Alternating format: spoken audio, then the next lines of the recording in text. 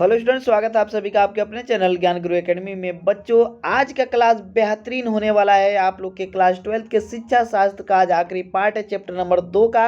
और आज मैं बताने वाला हूं बहुत ही महत्वपूर्ण दीर्घ उत्तरीय प्रश्नों को, जो कि आपके बोर्ड एग्जाम में सीधे 10 नंबर के पूछे जाते हैं। तो ये वीडियो मिस मत कीजिएगा बच्चों, टिक लगा लीजिएगा कि चैप्टर में से एक क्वेश्चन बड़ा इंपॉर्टेंट है। प्रश्न क्या है बच्चों की बौद्धकालीन शिक्षा की प्रमुख विशेषताओं की विवेचना कीजिए।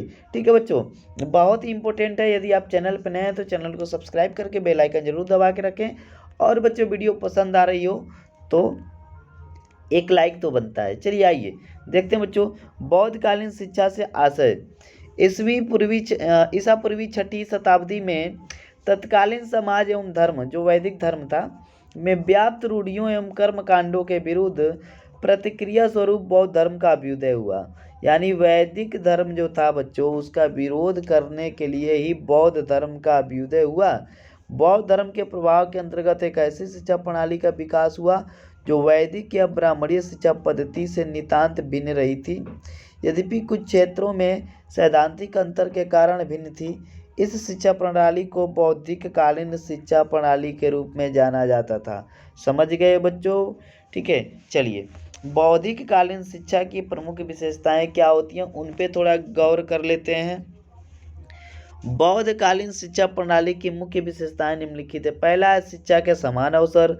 दूसरा है बौद्ध शिक्षा प्रणाली में समाज के सभी वर्गों को समान रूप से शिक्षा प्राप्त करने का अधिकार था और इस क्षेत्र में सैद्धांतिक रूप से किसी प्रकार का जाति, धर्म या वर्ग भेद मान्य नहीं था, किंतु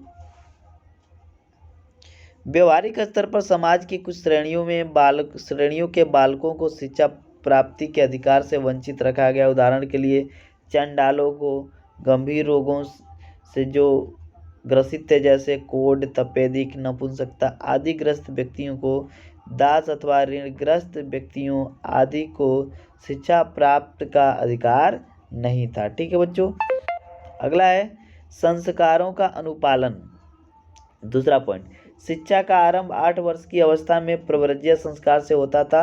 प्रव्रज्य का अर्थ है बाहर जाना, अर्थात घर से बाहर निकलना और बौद्ध मठ में प्रवेश करना। मठ में प्रवेश के समय बालक को 3 प्रण लेने पड़ते थे। ये 3 प्रण थे: बुद्धम शरणम गच्छामि, धम्मम शरणम गच्छामि एवं संघम शरणम गच्छामि। इस प्रकार विधिवत शपथ ग्रहण के पश्चात बालक को मठ की सदस्यता प्राप्त हो जाती थी। मठ में रहकर सामान्यतः 12 वर्ष की शिक्षा ग्रहण करने का विधान था। शिक्षा पूर्ण होने के अवसर पर उपसंपदा संस्कार संपन्न कराया जाता था। इस संस्कार के संपादित होने पर ही बालक को बौद्ध भिक्षु की स्थिति प्राप्त होती थी तथा वह बौद्ध संघ में प्रवेश की योग्यता प्राप्त कर लेता था। क्लियर? चलिए आगे देखेंगे बच्चों, शिक्षा का पाठ्यक्रम एवं अध्ययन विषय। बौद्धकालीन शिक्षा प्रणाली मूलतः धर्म एवं दर्शन पर आधारित थी, तथापि इसमें लौकिक विषयों को भी महत्वपूर्ण स्थान प्राप्त था।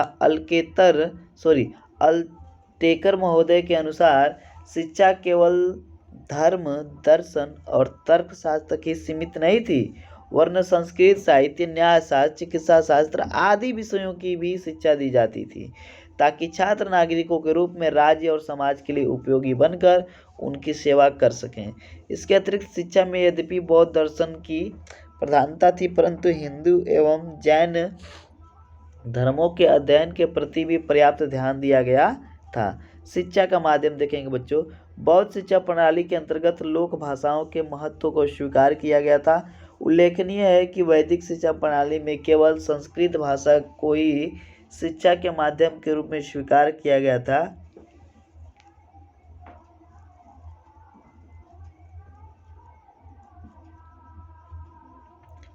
डॉक्टर मुखर्जी के शब्दों में बौद्ध शिक्षा संस्थाओं में संस्कृत के बजाय लोक भाषाओं ने भी शिक्षा के माध्यम का स्थान ग्रहण किया। और फिर शिक्षण पद्धति देखेंगे बच्चों।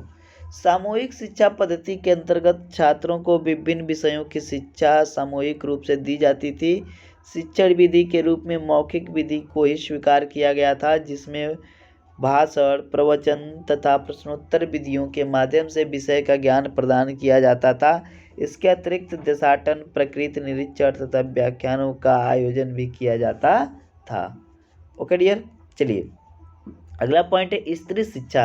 इस पे बात करना बहुत जरूरी है, क्योंकि बौद्ध काल में स्त्री शिक्षा पर कोई प्रतिबंध नहीं था, अपितु सैद्धांतिक रूप से स्वयं महात्मा बुद्ध ने स्त्री शिक्षा को प्रोत्साहन दिया था तथा स्त्रियों को धर्म की शिक्षा देने हेतु मठों में प्रवेश दिया।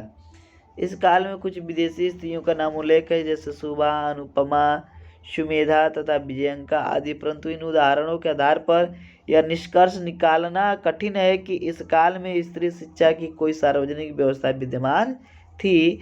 व्यवहारिक स्तर पर बौद्ध मठों में स्त्रियों का प्रवेश सीमित ही रहा, अतः इस काल में भी केवल सीमित संख्या में ही स्त्रियां शिक्षित हो पाई थीं। अगला बच्चों, सुसंगठित शिक्षण संस्थानों का प्रादुर्भाव। बौद्धकालीन शिक्षा प्रणाली के अंतर्गत सुसंगठित शिक्षण व्यवस्थाओं का प्रादुर्भाव हुआ। शिक्षण कार्य में संलग्न बौद्ध मठ अपने आप में व्यवस्थित संगठित ही थे। अल्तेकर के शब्दों में यह कहना उचित है कि संगठित सार्वजनिक शिक्षा संस्थाओं का उदय बौद्ध धर्म के प्रभाव के कारण हुआ। उल्लेखनीय है कि इन शिक्षण संस्थाओं का स्वरूप जनतांत्रिक होता था। चौथा है आप लोग का गुरु शिष्य संबंध। बौद्ध काल में भी गुरु तथा शिष्यों के पारस्परिक संबंध स्नेह, श्रद्धा तथा सम्मान पर आधारित थे। शिक्षक तथा छात्रों के आपसी संबंध विभिन्न निर्धारित कर्तव्यों से परिचालित होते थे। ठीक है बच्चों, तो टोटली मैंने आप लोग को बच्चों दीर्घ उत्तरीय प्रश्न जो कि इम्पोर्टेंट है इस चैप्टर का, ठीक है बच्चों, इस चैप्टर का जो इम्पोर्टेंट था बच्चों, जो कि आपके बोर्ड एग्जाम में 10 नंबर का पूछा जाएगा, जो मोस्ट इम्पोर्टेंट था बच्चों इस चैप्टर का, उसको हमने कवर करा दिया। यदि आप चैनल पर नए हो तो चैनल को सब्सक्राइब करके बेल आइकन जरूर आप लोग दबा लीजिएगा। ठीक है बच्चों, और वीडियो में अभी तक आप बने रहे और अब तक लाइक नहीं किया है तो लाइक ज़रूर कर दीजिए। तो चलिए आज की वीडियो में इतना ही रखते हैं बच्चों। कल से आप लोग का एक नया चैप्टर शुरू होगा, चैप्टर नंबर 3 शिक्षा शास्त्र का बच्चों चैप्टर नंबर 3 शुरू कर दिया जाएगा। तो बस आज के वीडियो में इतना ही। स्वस्थ रहिए, मस्त रहिए, अपनों के प्यार के साथ हल्के से मुस्कान के साथ कर दिखाओ कुछ ऐसा कि दुनिया करना चाहे आपके जैसा। मिलते अगले क्लास में, तब तक के लिए धन्यवाद, बाय बाय, खुदा हाफिज।